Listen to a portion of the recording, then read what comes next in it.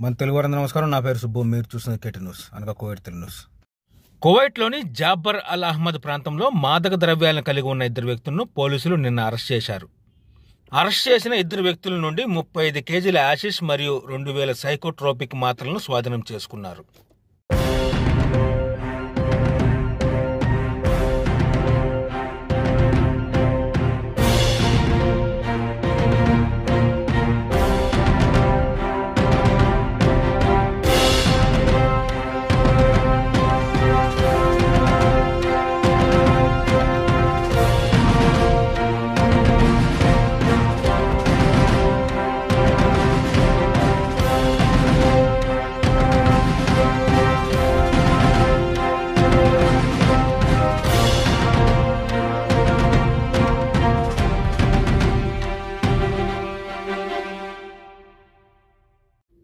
ఈ సమాచారాన్ని మీకు అందించిన వారు స్వాగత్ కార్గో, సురక్షితమైన కార్గో.